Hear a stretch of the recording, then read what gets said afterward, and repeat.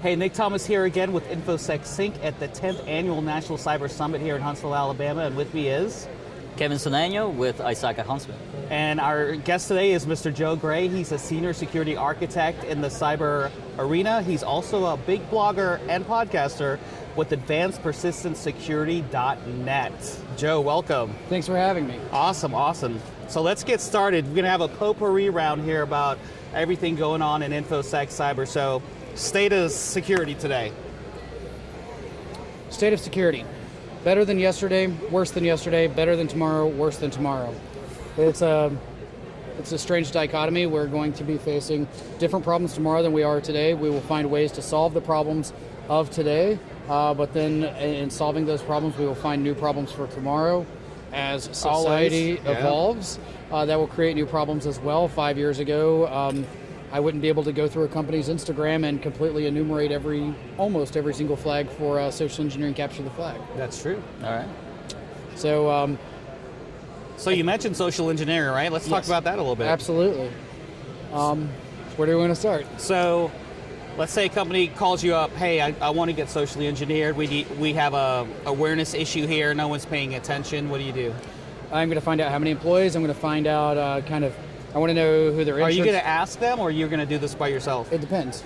Okay. So if they want me to go find out what I can find out, I will go dig it. No problem. I have a few techniques that I'll use across social media, other websites, including their own website, to enumerate as many employees as I possibly can. From there, I'll start digging for email addresses and phone numbers, or they can just provide it to me. It really just depends on their budget and the time, really. And then from there, once I have that, I'll have a conversation with the company to say, what direction do you want to go? Do you want me to go really hard? I don't like throwing softball, so I wouldn't even like to offer that. Right. But it would be something to the effect of, what's the end game? Who's your insurance provider? I'll find out what's going on in town around that time frame. Mm-hmm. So for example, if I know a lot of the employees are avid outdoors enthusiasts or runners and there's a Spartan race coming up, well, guess what? They're getting coupon codes. Or a nice PDF, right? Well, you got to open the PDF to get the coupon. Yeah, absolutely. But honestly, I'm not a huge fan of dropping payloads, for that matter. Okay. I'm a bigger fan of, so within phishing, a lot of times people want to measure opens, clicks, and then data entry, and then payloads. I don't really care about payloads, because with most payloads, with phishing, you're not going to be as effective, because most payloads if you're using Empire, Metasploit, Venom, Veil, you're probably going to get caught in the web filter. If I'm going to use that kind of stuff, I'm going to try that via QR codes or baiting attacks. So I prefer to snag information. I'll take like a survey website, perfectly clone it, and say, what's your email address and your password at the opening page. Second page, I might ask for 4 password reset questions. And then the third page will say, sorry, the survey's closed. Oh, boy. They just didn't move fast enough. But within the email, so I typically try to do a little bit of domain squatting with this. Okay. If they have a .com, I'll buy a .us. Okay. I'll send them to a website that looks legitimate. It'll have a very long subdomain, and then the actual domain name will be, I've seen a lot of CGI-bin. Mm-hmm. That's a fun one. Yeah. I'll send them there. I'll use Let's Encrypt, so there's some HTTPS going on. So that if there's a green padlock, you're safe. You're very safe. And then I'll capture the data. And then from there, if I get any passwords, I typically don't give those to the company, because that could potentially be used to violate people's personal accounts, since we know people reuse passwords. I prefer just to say, these are how many passwords I collected. If you want to know who, I'll tell you who, but I won't tell you the password. Mm-hmm. So just make them change. So that's part of your rules of engagement when you sign up with them? Right. Well, I mean, I personally haven't done them independently, but if I were to ever do so, that would be within it. Within my last company that I actually did those types of engagements, that was their typical stance was, you can tell them who, but not what. and that's a good segue into the sexiest part of social engineering, the ethics of social engineering, right? Oh man. So I'm going to put this out first and foremost. I understand there are nation-state attackers out there that have no boundaries.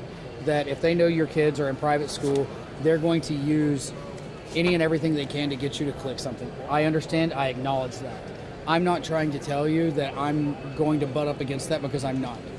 I typically try to stay within the confines of, how does this interact with the person? How will the business make the person feel? Is it something I can debrief the user with? So I tend to stay out of their personal social media. I might view it to get ideas, but I will not attack someone on their personal Facebook. If they're working for a company and they have a company account and a personal account, I'll go after that company account all day, every day. Personal accounts, off limits. Using pretexts involving their kids and family, nope, not a fan. And then I just don't want to push them too hard, because if you think back to when the first royal baby was born, someone basically vished the hospital, got the nurse on the phone, convinced her that they were part of the monarchy, they were an employee, to get some information, and then doxed it to the public. That nurse committed suicide. That's taking it too far. Yeah, I remember that. Yeah. And we were talking about this recently. Actually, just today, the Peerless Social Engineering panel went live that we had recorded last week or the week before. And there was a discussion about, so when you're social engineering for law enforcement, do you have that same boundary? If I'm going after a suspected criminal, I may go a little bit harder, but I'm still not going to turn the volume to 11. Even if I were chasing a pedophile, the same answer would be true, because number one, people are innocent until proven guilty. I don't want to push someone to do the whole go through taking their own life because someone thinks that they are guilty when they may or may not be. I would rather everyone have their chance of a day in court. Okay. I mean, I don't condone people being pedophiles. I don't condone people being criminals. But I don't want to push someone over the edge until they've had the chance to have everything proven or confess, whatever. I'm not the judge, jury, and executioner, and I don't advocate for people to push that in the social engineering community. And that also speaks to, what are some of your engagement rules, right?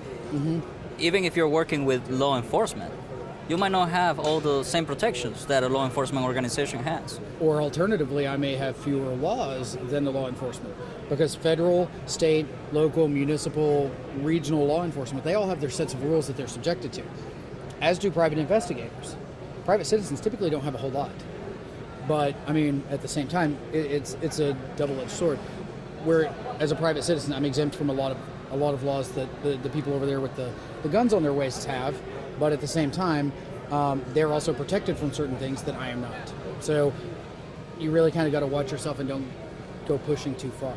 So let's speak about using your engagements to turn those users and make them an asset.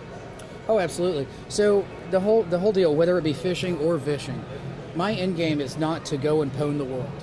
I know a lot of, especially like going to hacker cons and hearing a lot of pen testers talk, they're all about pwn the world, pwn the world. Don't get me wrong, I like having a 42% success rate on phishing emails, and that is a legit number. The global average is about 13 according to Semantic, but I enjoy having that number, but at the same time, I also prefer to get caught and blocked. Because at the end of the day, I want to condition the users to be skeptical of any email or phone call that they get so that they can be on the lookout for certain things. For example, if someone tries to vish me and I'm at work, well, if it weren't me, because I'm going to play with them. I have a SoundCloud channel of me playing with scammers. The Microsoft guys calling from no, it's country? credit card. It's credit card. Credit people. cards. And I give them a fake credit card number, and I'll play it after the camera's not rolling because it's not PG-13 what they say back. Also, one of my favorite pastimes, speaking to them in Spanish. Yeah.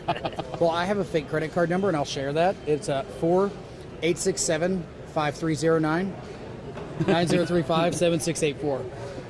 So I give them that. It will never validate. And I just run them with it, and then I accuse them of fat fingering it and say the number is 7. And then I put my glasses on, and the number's 1, and those numbers don't validate either. So they just get fuming mad at me. But anyway, so if I were not doing what I do, if someone called to vish me, the easiest defense is, hey, I'm sorry, I've got to step out. My boss just emailed me. I've got to go into a meeting. Can I call you back in 5 minutes? Oh, we can't accept calls. And that right there sets off every red flag possible. Right. Because you can call that number back, and they're going to be like, I didn't call you. Yeah. So there's that. When I vish, I actually like to call people from fax machine numbers. So I'll enumerate all the fax numbers, and I call from that. So if they try to call me back, they just get a big earful, and they just think that they fat-fingered the number. I mean, and I don't run the risk of a person on the other end of the phone blowing my cover. Nice. Or if there's a hotline shared number, I like to use those as well. These are good tips. Absolutely. And the thing is, you're not trying to beat your users down. You're trying to condition them to be skeptical, to know what to look for, what is legit, what is not. But at the same time, it is the responsibility of your security teams to build things in a secure manner that protects the users from themselves. For everything you can't, for all the deficiencies there, that's where training comes into play. For some state of security stuff here, I would like to see us as an industry stop trying to put the burden on users to be the IDS systems. Sure, they're the eyes and the ears. They know what is normal. They can tell us when things are messed up. They should not be, we should not expect them to be security professionals. We should expect them to be really good accountants, pay us on time, really good HR people that process our performance evaluations and get our raises in on time, really good purchasing people who get us those whiz-bang doohickeys we want, and really good IT people that unlock our passwords. But you do agree they should be security aware. They should be aware, but we should not put the burden on them and try to make them the professionals and then go as far as to say they're stupid. I mean, there are stupid people in the world, but calling users stupid, it's not their job. Yeah, and I guess it really comes down to, if you really think that about your employees or your users, why do you keep them employed? Yeah. Well, right. Well, there's that. Or how about this one? If you're a consultant and you say that about your customers, what does that say about them for hiring you? That's right. True. And when as a consultant, if you've got users who are consistently failing the training, what does that say about your training ability? Because at the end of the day, you want to make it something memorable that will stick with them. But then you debrief them and say, hey, we ran this engagement. Here's what it consists of. Here, and then just point out every single flaw with it, everything that went wrong, every chance that you gave them. Because I will not write a perfect fish. I'll do it, and I won't spell check it, and then I'll have somebody else take a look at it, tell me the errors. If there are no errors, we will inject errors in there so that users have the opportunity to identify something that's wrong. Okay. And and that speaks also to as time goes by, complexity Right. also moves forward, right? So you spoke about domain squatting, but now a domain can have any termination, right? It's not just .com, .net. Right. It could be anything. So you can't really ask a user to just look for misspellings, because the domain can look just right, but a different termination. And if they view it on their phone, that's where that ultra-long subdomain comes into place, because it's only going to show so many characters. Yeah, that's true. So there's a lot of dynamic to it, and ultimately what I aim to do is to empower the users to be a first-level analyst and be empowered to say, hey, you know what, I can't tell about this. Will you take a look? Ask the security team. If the security team says, no, it's not a fish, and they click it and it's a fish, it's a learning experience for everyone. Or conversely, hey, I'm sorry, I clicked this fish. Here's what was going on. Let them report it without the fear of punishment, because the incident responder in me says, report things to me so I don't find out from the FBI, Brian Krebs, or ransomware demand. Yes. Definitely, that is, I will take that any day. Yeah, tell me, I will not punish you. I will make you go through a little bit of training. It might be a little painful, but I'm not going to punish you for reporting that, hey, I'm sorry, I clicked this fish. It was really good. That's good. So what do you think about gamification? How do you... Be careful. Be careful with gamification, because it can be abused. If you say something like, whoever receives the most fish in a month, these people are going to go out of their way to get on fishing lists. Yeah. But the most clever fish that they receive, or something, the first to report something, or the fewest to click something, absolutely. Anything of value, a yellow sticky of appreciation, a challenge coin, a parking spot, a t-shirt, a free meal, a Starbucks card, Amazon gift card, whatever. Bragging rights. Go get a foam sword and let them keep it on their desk until the next person. So positive reinforcement rather than punishment. Oh, absolutely. Because nobody's going to report anything if they think they're going to get beat over the head. So Joe, tell us about your talk you did here.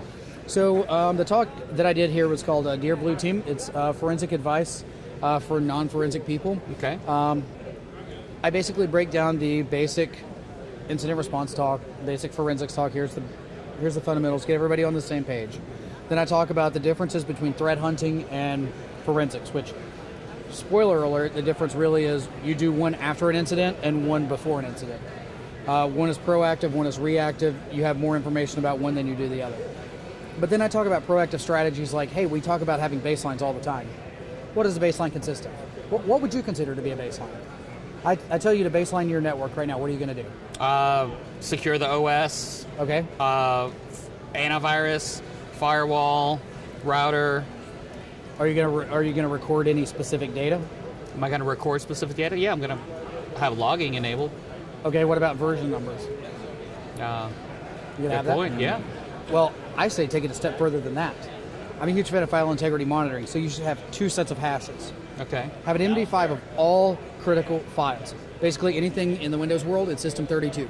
If you've got some crown jewels on all the other hosts, add that to it as well. Get an MD5 of each of them. Sure. Okay, go ahead and now go get an SSD of each of those files. It's a fuzzy hash, byte by byte hash. Right, you can write a simple script, and in fact, a friend of mine and I are working on a PowerShell one right now that's going to go through. Initially, it will hash all of those, and then maintain it in a text file. We don't have to go. You don't have to have anything. And it's a few lines of PowerShell right there. That's right? it, right? It's going to store it. Okay, cool. So it's going to go through. It'll have the MD5 and the SSD for each file. Okay. Well, on a periodic basis, have it go through. Does MD5 match? No. Okay. Does the SSD match? No. Well, here's where it's different. Okay. Now you can see what changed. That's truth. But even taking it a step further than that, I'm pushing for standard images. Okay. You have an ISO file. Yeah. Before you push it out, you execute it and do a memory capture. Now, when something goes wrong, you're not scrambling to find a known good host. You've got a known good baseline right there, and there are 3 modules in volatility that you can use to compare that with. And in the talk, I also do a kind of a crash course in memory forensics at a very high level with regards to volatility. Okay, when are you doing that course next or that talk next, and where are you going to be coming up? I know you have a lot of stuff on your Twitter. Actually, no, my Twitter's slowing down because my speaking engagements for the year, I've Almost up? almost done. So on June 16th, if I recall correctly, I'll be at Social Engineer Rhode Island on a panel of Social Engineering Capture the Flag winners. Then I will be competing in the Social Engineering Capture the Flag at DEF CON. I will not be at Black Hat. I'm not sure about B-Sides Las Vegas yet. After that, I've got Hacker Halted September 13th and 14th in Atlanta. Okay. In fact, I'm going to give you a coupon code to put into the show notes. Is this for me or for the listeners as well? Everybody. Oh, wow. This is a coupon code to get into Hacker Halted for free. Oh, free. $200 value. Shout out far and wide. HH as in Hacker Halted, 18 as in 2018. JG as in Joe Gray, and CON as in Con. That's HH18 JG Con. Yep, free. Free 99, my favorite price. Awesome. But after that, I'm going to at least be attending DerbyCon. I have to go pick up my black badge from the SECTF last year. Okay. It's got 196 hand-soldered LEDs in it with my name. It's in a wooden enclosure. Mm-hmm. It's really awesome. Shout out to Mr. Blinky Bling and Blinster for making it. Awesome. They run level 1 makerspace in Louisville. And then, let's see here, October 17th and 18th, I've got Cybersecurity Atlanta. And that's all she wrote for 2018. 2019, I don't have any engagements yet. I'm actually going to try to keep it to a maximum of about 10 next year. This is con number 19 of 2018 for me, like today. That's awesome. So I'm trying to slow it Good down a stuff little bit. for you, man. I'm starting writing a book at the middle of this month. I've already kind of got it framed up. The topic's going to be social engineering. I don't know when it'll be done. I don't know how fast I can crank it out. A lot of what you heard today is going to be in it, but there's going to be a lot of technical details, considerations, and actual tutorials on how to stand up your own phishing instances, when to use manual phishing versus automatic phishing. Right. Because I don't like using automated solutions. I like doing them purely manually, so that I can make sure that I'm really into the target's head. I'll find out, who their healthcare provider is, like who their insurance company is. Then come October, it's open enrollment season. Hey, here's your open enrollment. Click here. Hey, I've been waiting for that. Click. Yeah, exactly. It won't move. Or in January, I love to send W-2s in January. I'm the king of W-2s. I've got the freshest W-2s out there. But nevertheless, you've just got to. You're evil. I love it. Yeah, I mean, that's what it boils down to. So, I mean, at the end of the day, I just want to make the place a little bit more secure. And, if it takes a little bit of adversarial simulation to make that happen, then so be it. Awesome, Joe. So keep us posted for your book.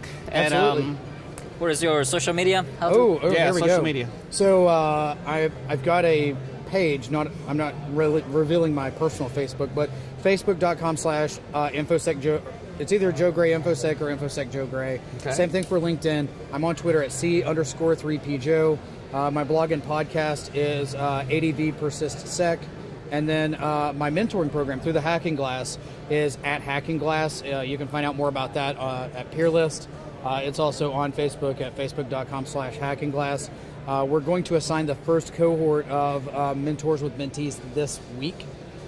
So be on the lookout in the next week or two if you've signed up. And then we're going to work through. We're always looking for mentors. Right now we've got about 185 people signed up, but only about 12 people signed up to be a mentor. So And that's at mentees? we have a lot of mentees, not enough mentors. So that's why we're going to have to run in cohorts. But in a perfect world, we will get enough mentors to be able to pair them one-on-one and not have to run the cohort model. So if you think you can mentor on system hardening, system monitoring, system attack, incident response, or analysis, check out Through the Hacking Glass on Twitter. It's on Peerlist as well, PEERLYST. That's where it's going to be hosted. That's the only thing you have to have is a free Peerlist account. But we're tracking everything through a MailChimp mailing list. The URL is on Peerlist and on Twitter as well. Awesome. Okay. All right, Joe. Awesome. All right. Thank you very much. Hey, thanks for having me. All right. Thanks for staying in sync with InfoSec Sync. Absolutely.